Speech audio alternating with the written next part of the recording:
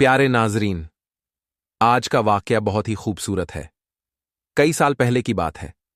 एक मुल्क में एक बादशाह हुकूमत करता था। वह बहुत नेक दिल इंसान था, लेकिन एक बात ने उसके दिल में इतनी नफरत भर दी थी कि वह रोजाना एक नई लड़की से शादी करता और शादी के बाद दूसरे दिन उसको फांसी के तख्त पर लटका देता। उस बादशाह के वजीर और दरबारी उसकी इस तहरीक से बहुत तंग आ चुके थे। एक दिन फिर से उस बादशाह ने एक लड़की को दुल्हन बनाया, उससे शादी की, उसको एक रात रखा और दूसरी सुबह को फांसी के तख्त पर लटकवा दिया। सभी गांव वाले बादशाह की इस तहरीक से बहुत तंग आ चुके थे।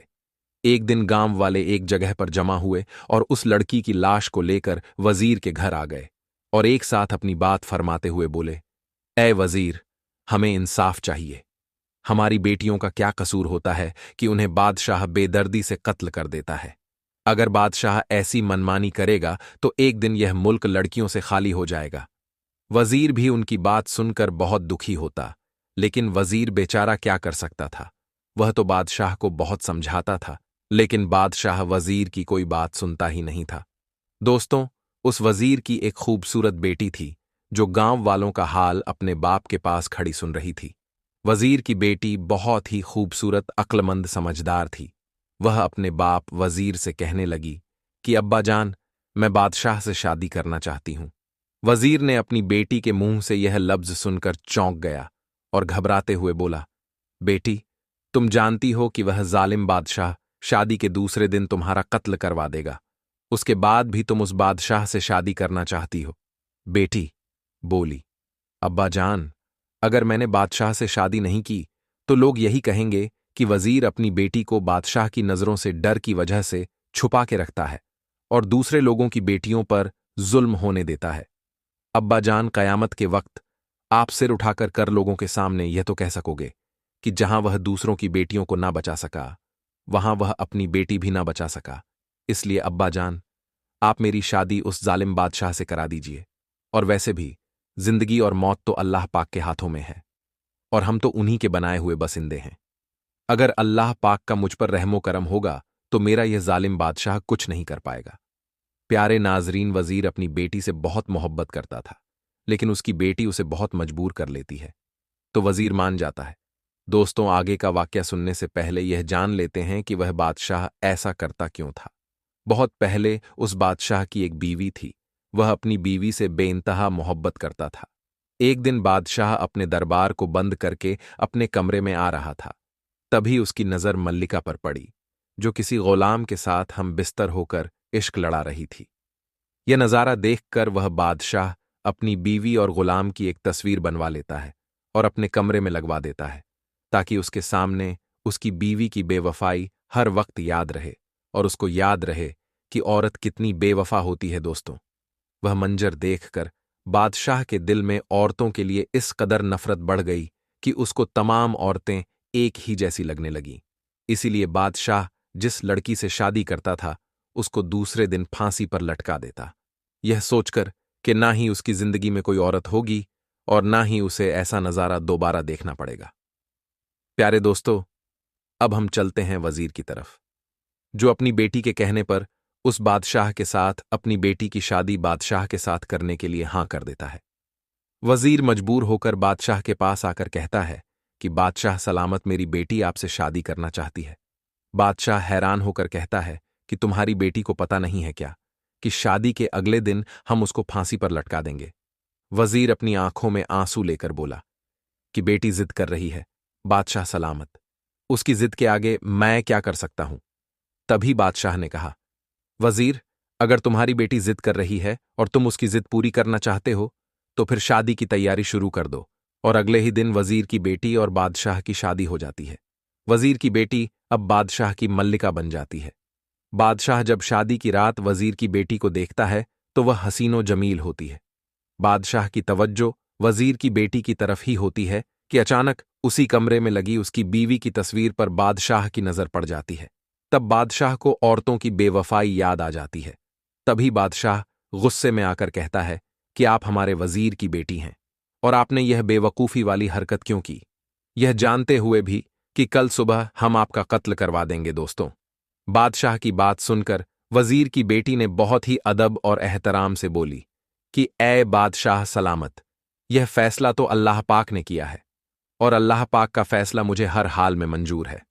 बादशाह बोला कि तुम सुबह के अंजाम से वाकिफ हो। वजीर की बेटी बोली, बिल्कुल वाकिफ हूं कि मेरी मौत सुबह फज्र के वक्त हो जाएगी, लेकिन उससे पहले एक रात भी आएगी। जहां पनाह मोहब्बत की खुशी को लंबाई से नहीं नापा जाता, उसकी गहराई देखी जाती है। बादशाह बोला कि तुम्हारे इस दिल फरेब बातों का मेरी रूह पर कोई असर नहीं पड़ेगा। वजीर की बेटी ने बहुत ही एहतराम से बोली कि मैं एक रात के लिए आपकी बीवी हूं और इस रात पर मेरा पूरा हक है और सुबह पर आपका इख्तियार है। आप इतना गुस्सा क्यों कर रहे हैं? एक रात के लिए तो ठंडे हो जाएं। उसके बाद बादशाह थोड़ा ठंडा हो जाता है। बादशाह की बीवी बोली, आपका दिल बहलाने के लिए मैं आपको क्या सुनाऊं? कोई नज्म सुनाऊं, कोई शेर सुनाऊं, कोई किस्सा सुनाऊं या फिर कोई गाना सुनाऊं? बादशाह बोला कि एक रात की बीवी हो और इस रात पर तुम्हारा पूरा हक है। चलो तुम एक किस्सा सुना दो। उसके बाद मल्लिका ने बहुत ही अदब और एहतराम से बादशाह सलामत को शरबत पेश किया। फिर किस्सा सुनाना शुरू कर देती है कि एक ताजिर था। उसकी एक बीवी थी और एक जवान बेटी थी। 3 छोटे बेटे थे। वह तिजारत करता था। उसने अपनी बेटी की शादी भी करनी थी। एक मर्तबा उसने सफर के लिए जाना होता है। सफर लंबा होता है और वह अपने घर वालों से मिलकर जाता है। जाते हुए बेटी खजूर देती है कि अब्बा जान सफर लंबा है, भूख लगे तो रास्ते में खजूर खा लेना बेटी के दिए हुए। खजूर लेकर वह ताजिर तिजारत के लिए रास्ते में निकल पड़ता है। चलते चलते वह बहुत थक जाता है और रास्ते में उसको एक पानी से भरा हौज नजर आता है। वह पानी वाला हौज काफी नीचे होता है और वह ऊंचाई के रास्ते से गुजर रहा था। वह नीचे उतरकर हौज के पास आता है और यह सोच करके हौज के पास बैठ जाता है कि यही बैठकर खजूर खा लूंगा और पानी भी पी लूंगा। फिर वह बैठकर खजूर खा रहा होता है और खजूरों की गुठलियों को पानी में फेंक रहा होता है। और अब जो सफेद पानी होता है और अचानक सुर्ख हो जाता है और अचानक हौज के अंदर से एक बहुत बड़ा सा जिन बाहर निकलकर आता है। उसके हाथ में बहुत बड़ी तलवार होती है। वह ताजिर बेचारा जिनको देखकर घबरा जाता है और बेचैनी से कांपने लग जाता है।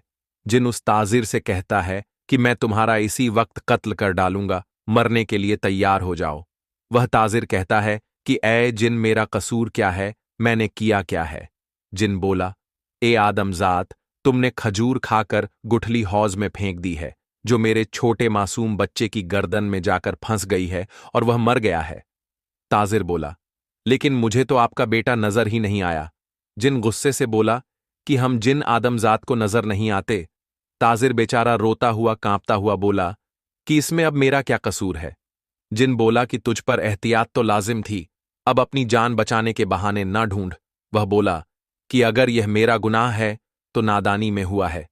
जिन बोला, नादानी में हो या जानते हुए गुनाह गुनाह होता है। मुझे अपने बेटे का बदला चाहिए, खून का बदला। खून यही इंसाफ है।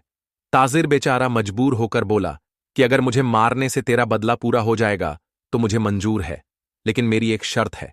जिन बोला कि ऐ ताजिर, तेरी क्या शर्त है? तभी ताजिर ने कहा, ऐ जिन, मरने के बाद मैं कब्र की मट्टी का बोझ तो उठा सकता हूं, लेकिन लोगों से मैंने जो कर्ज लिया है उसका बोझ मैं नहीं उठा सकता। वह देखो, उनमें लोगों का सामान और अमानत है जो मैंने लोगों को पहुंचानी है, और मेरी एक जवान बेटी है जिसकी मुझे शादी भी करनी है।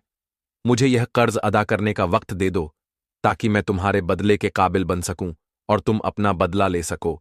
जिन बोला, जान बचाने का अच्छा बहाना है।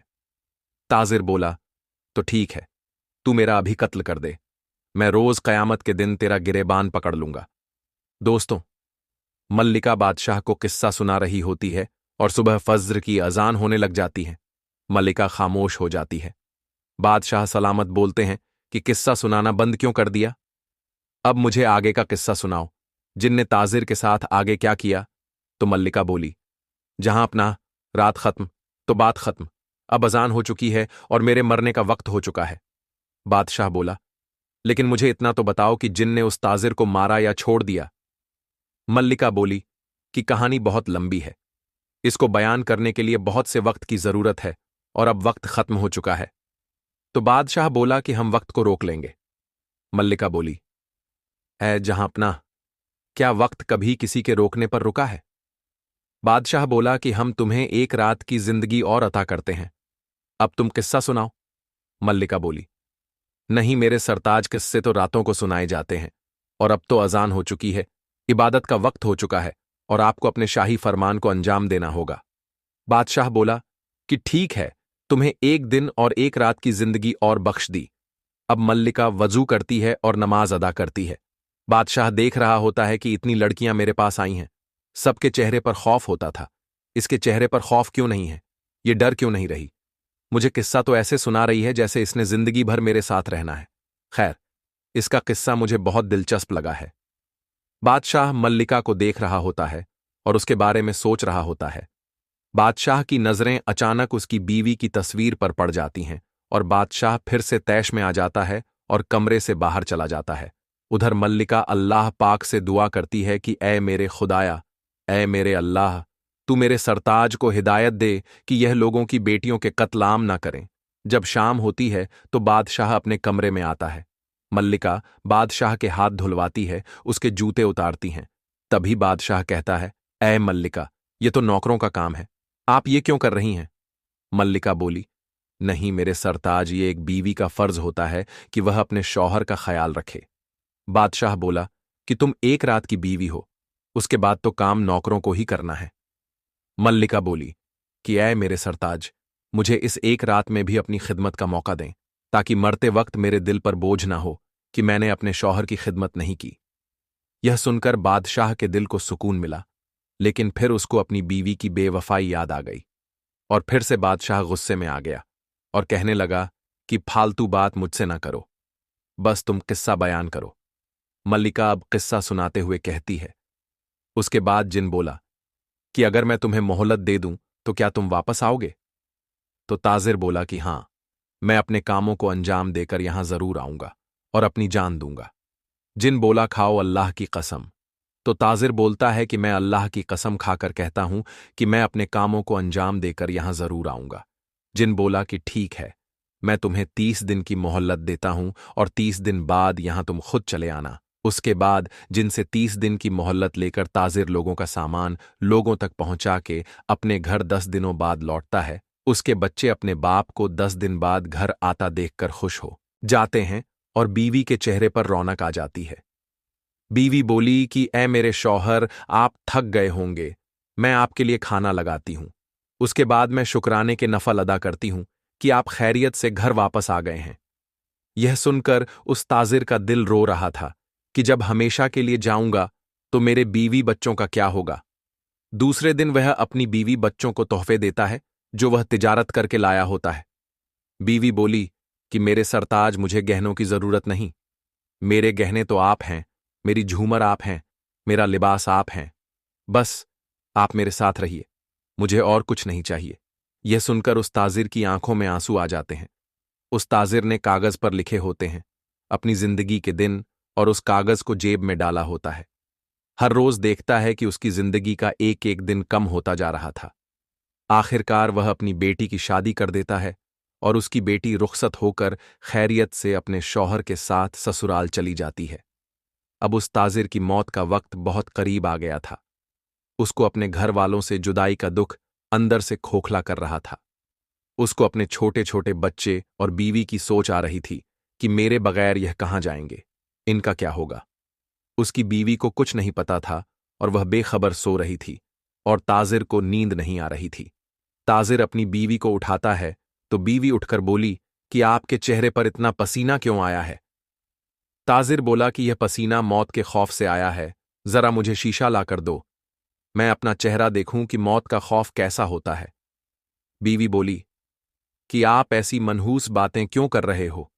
अल्लाह का शुक्र अदा करें, अल्लाह पाक ने हमें इज्जत दी है और मेहनत की दौलत दी है।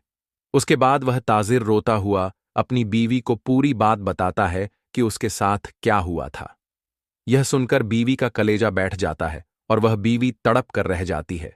बीवी जब पूरा किस्सा सुनती है तो कहती है कि मुझे भी साथ ले चले, आपकी जगह पर मैं कत्ल को चढ़ जाऊंगी, इस तरह उस जिन को भी ठंडक मिल जाएगी। ताजिर बोला कि नहीं, जब बच्चों की मां मर जाती है तो बच्चे यतीम हो जाते हैं, मेरे जाने के बाद तुम बच्चों का ख्याल रखना। ताजिर रोता हुआ बोला कि अगर मेरा जमा की हुई दौलत खत्म हो जाए या कोई आसमानी आफत आ जाए और तुम्हारे पास कोई और रास्ता ना हो तो मैं तुम्हें इजाजत देता हूं कि तुम दूसरी शादी कर लेना। बीवी बोली कि यह सुनने के लिए मैं जिंदा हूं, काश कि मुझे आपके कदमों में मौत आ जाए। बीवी रोकर बोली, वफादार बीवी का एक ही शौहर होता है। अल्लाह ने औरत को मां के रुतबे से नवाजा है और औरत ने ही मौलवियों को, नबियों को और पैगंबर को पैदा किया है, मगर अक्सर यह अपने शौहर और बच्चों की मोहब्बत में टूटकर शीशे की तरह बिखर जाती है। ताजिर बोला कि ऐ मेरी वफादार बीवी, अब खुदा की रजा में राजी हो जाओ, अब सब्र के सिवा और कोई चारा नहीं। बीवी रोती हुई सिसकियां लेती हुई बोली कि आपके जाने के बाद अगर बुरे हालात आ गए तो मैं मेहनत कर लूंगी, लोगों के घर में काम कर लूंगी, बर्तन धो लूंगी, कपड़े धो लूंगी, मांग कर खा लूंगी, लेकिन ऐ मेरे सरताज, कभी दूसरी शादी नहीं करूंगी। मेरी खुशियां आप हैं, मेरी रौनक आप हैं, मेरी सांसें आपसे जुड़ी हैं। यह कहकर वह अपने शौहर के सीने से लग के रोती है। अब वह दोनों आखिरी बार एक दूसरे को देखकर खूब रोते हैं।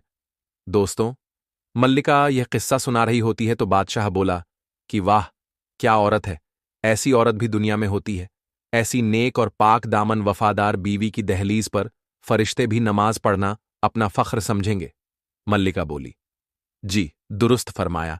इस दुनिया में कुछ औरतें और मर्द ऐसे हैं जो मियाँ बीवी के पाक रिश्ते को गुनाहों से खराब कर देते हैं। कुछ बदक औरतें होती हैं जिनकी वजह से ऐसी नेक औरतों पर भी उंगली उठाई जाती है और उनको बदनाम किया जाता है। यह सुनकर बादशाह सोच में पड़ जाता है। मल्लिका अब आगे किस्सा सुनाना शुरू करती है कि सुबह होते ही ताजिर अब अपने सफर को रवाना होता है। ताजिर के बीवी बच्चे रो रहे होते हैं, तड़प रहे होते हैं और आखिरी घड़ियों में एक दूसरे को सलाम कर रहे होते हैं। आखिरी सलाम करने के बाद ताजिर सफर के लिए रवाना हो जाता है और सफर तय करने के बाद अब वह उस मंजिल पर पहुंच जाता है जहां उसने अपनी जान देनी होती है। ताजिर जिनको आवाज देता है कि ऐ शहंशाह, जिन मैं तुम्हारी खिदमत में हाजिर हो गया हूं और मेरे 30 दिन पूरे हो गए हैं, आओ और मेरा कत्ल करके अपना बदला पूरा कर लो। जिन बाहर आकर बोला, ऐ बहादुर नौजवान, तुम पर ताज्जुब है कि तुम इस तरह मेरे पास मौत के मुंह में आ गए, लेकिन ऐ आदमजात, मैं तुम्हें मारूंगा नहीं, मैं तुम्हें माफ कर चुका हूं। जिन बोला कि मुझे उस दिन तुम पर यकीन नहीं आया था, इसलिए उस दिन से मैं तुम्हारा पीछा कर रहा था और तुम्हारे बारे में जानना चाहता था कि तुमने जो कुछ भी मुझे बोला था वह सच था कि नहीं। लेकिन मैं जान गया कि तुम बहुत नेक और पाक दिल इंसान हो और तुम्हारे जैसे पाक दिल इंसान इस दुनिया में बहुत कम है, और मैं तुम्हें मारकर एक और नेक इंसान कम नहीं करना चाहता। ऐ बहादुर नौजवान, मैंने तुझे माफ कर दिया है, अब जाओ, तुम अपने बीवी बच्चों के पास वह रो रहे हैं। दोस्तों, ताजिर जिन की यह बात सुनकर बहुत खुश हुआ और उस जिन का शुक्रिया अदा किया। मल्लिका ने किस्सा खत्म करते हुए कहा कि ऐ बादशाह सलामत, अब हम आपको औरत की बेवफाई और वफादारी का एक छोटा सा किस्सा सुनाएं। तो बादशाह बोला कि जरूर। बादशाह किस्सा बहुत ही दिलचस्पी से सुन रहा था। मल्लिका बोली कि ऐ बादशाह सलामत, एक बादशाह होता है जिसकी 4 बीवियां होती हैं। उनमें से एक बीवी का रंग काला होता है, वह भोली भाली सीधी सादी होती है, और दूसरी 3 बीवियां बहुत गोरे रंग की होती हैं, खूबसूरत होती हैं और चालाक होती हैं। लेकिन बादशाह अपनी उस सांवले रंग वाली बीवी से बहुत मोहब्बत करता है, उसके साथ उठता है, उसके साथ बैठता है। यह बात उन 3 बीवियों को अच्छी नहीं लगती। एक दिन वह 3 बीवियां बादशाह सलामत से सवाल करती हैं कि आप हमसे इतनी मोहब्बत नहीं करते जितनी मोहब्बत आप उस सांवली रंग वाली बीवी से करते हैं। ऐसा आप क्यों करते हैं? बादशाह बहुत ही अक्लमंद और समझदार था। कहने लगा कि यह वक्त तुम्हें समझाने के लिए मुनासिब नहीं है। फिर एक दिन बादशाह बहुत खुश होता है और अपनी 4 बीवियों को अपने पास बुलाकर कहता है कि आज मैं बहुत खुश हूं और तुम्हारे सामने हीरे जवाहरात लाल यकूत रखे हैं, जितना चाहो उठा लो। एक बीवी को छोड़कर बाकी 3 बीवियों ने बहुत सा खजाना उठाकर अपनी झोलियों में भर लिया। उसके बाद उन तीनों ने बादशाह से कहा, जहां पनाह हैं, आप अपनी जिस बेगम से सबसे ज्यादा मोहब्बत करते थे वह तो पुतला बनकर खड़ी हुई है। तभी वह सावले रंग वाली बेगम बादशाह के पास आती है और बादशाह का हाथ थाम लेती है और कहती है कि ऐ बादशाह सलामत, मुझे यह सब नहीं चाहिए, मुझे तो आप चाहिए। अगर आप मेरे हैं तो यह सब भी मेरा है। ऐ बादशाह सलामत, मेरी खुशियां आप में हैं, मेरे गहने आप हो, मेरा लिबास आप हो, मेरी रौनक आप हो, मेरा सब कुछ आप हो। बादशाह को अपनी उस बीवी से यही उम्मीद थी। बादशाह अपनी दूसरी बीवियों से कहने लगा कि तुम लोगों ने उस दिन मुझसे सवाल किया था कि मैं इससे ज्यादा मोहब्बत क्यों करता हूं। तो सुनो, आज तुम तीनों ने इसकी समझदारी अक्लमंदी देख ली है। तुम तीनों ने जेवरात गहने को उठाया और इसने मुझे चुना है। ये मुझे इतनी मोहब्बत करती है कि इसके लिए ये दुनियावी चीजें मायने नहीं रखती, इसीलिए मैं इससे ज्यादा मोहब्बत करता हूं। और हां, यह सांवले रंग वाली जरूर है, लेकिन लिए यह दुनिया की समझदार बीवी है। मल्लिका यह किस्सा भी खत्म कर देती है। बादशाह सलामत अब मोहब्बत भरी नजरों से मल्लिका की तरफ देखते हैं। फिर मल्लिका बोली, ऐ मेरे सरताज, सब औरतें एक जैसी नहीं होती, जैसे कि आपने इस कहानी में देखा। बादशाह के दिल में भी अब रहमदिली आ गई और उसको समझ आ गया कि सब औरतें एक जैसी नहीं होती। उसके बाद फिर बादशाह की नजर अपनी बेवफा बीवी की तस्वीर पर पड़ जाती है और फौरन मल्लिका तस्वीर के आगे आ जाती है और कहने लगी कि जब तक आप इस तस्वीर को फाड़ नहीं दोगे, तब तक आपको दूसरी औरतें बेवफा ही लगेंगी। आपको बस इसकी बेवफाई याद आएगी और मेरी वफा आपको याद नहीं आएगी।